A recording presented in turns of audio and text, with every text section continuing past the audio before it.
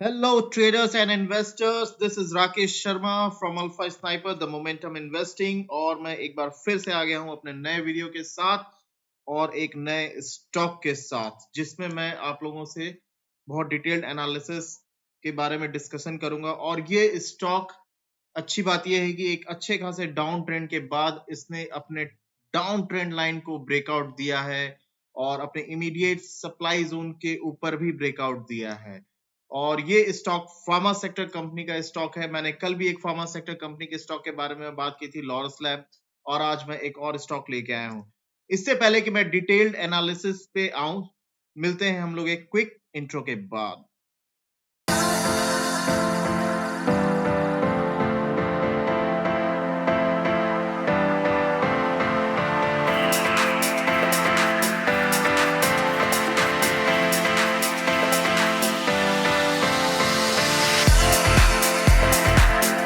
चलिए हम लोग स्टॉक के एनालिसिस शुरू करते हैं। अभी जो आप अपने स्क्रीन पे देख रहे हैं, ये इस स्टॉक का कैंडल स्टिक चार्ट है, जो कि मंथली टाइम फ्रेम पे बना हुआ है।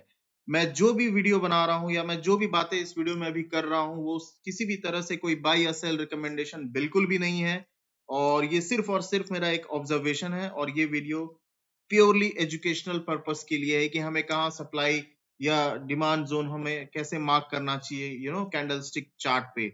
अगर आपको इस स्टॉक का नाम जानना है तो मैं एक छोटा सा रिक्वेस्ट करूंगा कि आप प्लीज इस वीडियो के अंत तक बने रहें, और वीडियो के अंत में मैं आप लोगों को इस स्टॉक का नाम बताऊंगा। तो चलिए हम लोग अपनी एनालिसिस शुरू करते हैं।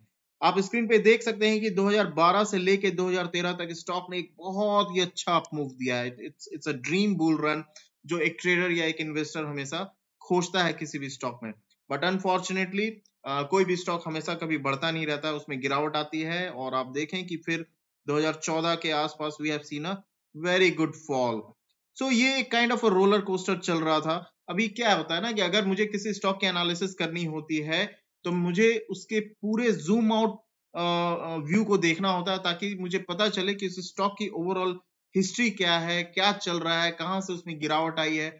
और मैं आप लोगों से भी यही सजेस्ट करूंगा कि जब आप किसी स्टॉक की एनालिसिस करते हैं तो आप ब्रॉडर हॉराइजन को देखें, एक बड़े टाइम फ्रेम पे एनालिसिस करें, ताकि आप वोलेटिलिटी और ट्रेंड, मैं रिपीट कर रहा हूं, ताकि आप वोलेटिलिटी और ट्रेंड के फर्क को समझ सकें। और हम बीइंग अ स्विंग ट्रेडर, हम क्या करते हैं कि हम ट्रेंड को पकड़ने की कोशिश करते हैं। हो सकता है डे टू डे बेस पे किसी स्टॉक में 2-4-5% की गिरावट आए, फिर बढ़ जाए, वो सब चीजें चलती रहती हैं। लेकिन अगर आप ट्रेंड के साथ इंटैक्ट हैं तो प्रोबेबिलिटी हाई होती है उसमें पैसा कमाने की।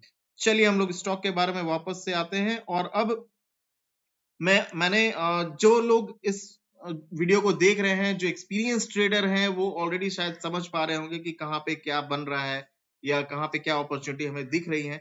लेकिन जो नए ट्रेडर हैं, जो बिगनर हैं, और उनको ये प्लेन वेनिला चार्ट देख के शायद समझ में नहीं आ पा रहा होगा, लेकिन बिल्कुल घबराने की जरूरत नहीं है। मैंने आप लोगों के लिए ऑलरेडी कुछ चीजें इसमें ड्रॉ की हुई हैं, ताकि आपको समझने में प्रॉब्लम ना हो। और अगर आप भी अपने एंड पे एनालिसिस को करना चाहें तो आप इस तरह से चीजों को डिनोट कर सकते हैं अपने ग्राफ पे। तो चलिए हम लोग एनालिसिस शुरू करते हैं। सो आप देख सकते हैं अपने स्क्रीन पे ये 3 एरो मैंने इसमें मार्क किया हुआ है। ये 3 एरो हमें क्या दिखाता है? ये 3 एरो हमें दिखाता है कि जब जब स्टॉक ऊपर जा रहा था, यहां से सेलिंग प्रेशर आया, फिर ऊपर गया, फिर सेलिंग प्रेशर आया, फिर ऊपर गया, एंड देन फिर सेलिंग प्रेशर आया। इसका क्या मतलब है? इसका मतलब ये है कि यहाँ पे जब जब इस प्राइस पे स्टॉक आ रहा है, बाय एंड लार्ज इस लेवल पे स्टॉक आ रहा है, यहाँ पे बिकवाली हावी हो रही है, बियर्स यहाँ ऑलरेडी बैठे हुए हैं। तो हम जब भी एनालिसिस करते हैं, हमें ये जानने की बहुत जरूरत होती है कि कहाँ पे सेलर्स एक्टिव हैं, कहाँ पे स्टॉक अगर उस लेवल तक जाता है तो वहां से गिरावट संभव है। तो ये एक पहला ऑब्जेक्टिव होता है स्टॉक एनालिसिस, जब आप टेक्निकल एनालिसिस या चार्टिंग के हिसाब से अगर आप स्टॉक की एनालिसिस कर रहे हैं। अगर हम इसमें आगे बढ़े और अगर मैं इन तीनों डॉट को जोड़ने की कोशिश करूं तो एक ट्रेंड लाइन बनता है, जिसको हम कह सकते हैं कि एक डाउन ट्रेंड लाइन है, जो आपके स्क्रीन पे आप देख भी रहे होंगे। अच्छी बात यह है कि इस डाउन ट्रेंड लाइन पे अभी जो करंट प्राइस चल रहा है स्टॉक का, जो करंट इमीडिएट स्ट्रक्चर है, प्राइस का स्ट्रक्चर है, वो इस ट्रेंड लाइन के ऊपर है, जो कि लास्ट मंथ इसने क्लोजिंग दी है। This is the Feb month closing, और ये भी मार्च का कैंडल बन रहा है, चल रहा है। तो चूंकि ये एक बहुत स्ट्रॉन्ग बुलिश कैंडल है और इसने ऑलरेडी अपने डाउन ट्रेंड लाइन के ऊपर क्लोजिंग दी है, तो ये एक बड़ी अच्छी बात है कि एक साइकोलॉजी के पॉइंट ऑफ व्यू से, एक सेंटिमेंट के पॉइंट ऑफ व्यू से हम समझ सकते हैं कि यहाँ पे बुल्स एक्टिव हो रहे हैं। हालांकि इसमें कोई शक नहीं है कि अभी निकट भविष्य रिसेंटली हमने इस स्टॉक में थोड़ा सा एक फॉल देखा है, लेकिन ये वही बात है कि हर फॉल बेचने के लिए नहीं होता है और हर अप मूव खरीदने के लिए नहीं होता है। यहाँ पे आपको ये डिस्टिंक्शन समझने की जरूरत है। अगर आप ट्रेंड को समझेंगे तो आप इस डिस्टिंक्शन को भी समझ पाएंगे। एनीवेज, तो मैं वापस एनालिसिस पे आता हूँ, वीडियो को ज्यादा लंबा ना बनाते हुए। यहाँ पे हमें एक थोड़ा सा फॉल दिख रहा है और ये फॉल नहीं है, ये एक काइंड ऑफ रीटेस्टिंग है जो ये अपने ट्रेंड लाइन को रीटेस्ट कर रहा है, इस डाउन ट्रेंड लाइन को। अगर हम ये समझने की कोशिश करें कि नीचे से कहाँ बाइंग प्रेशर आ रही है, अगर हम वो लेवल देखें तो वो लेवल हमें दिखता है somewhere close to these two arrows. ये दो एरो है, यहाँ पे आप देखें कि स्टॉक गिरा, फिर यहाँ पे इसने एक बेस बनाया, फिर अप मूव गया, फिर यहाँ पे नीचे आया एंड देन ये ऊपर चला गया। तो यहाँ पे इसका एक बेस बना और जब स्टॉक गिरा तो वापस इसने इसी लेवल के आसपास बेस बनाया।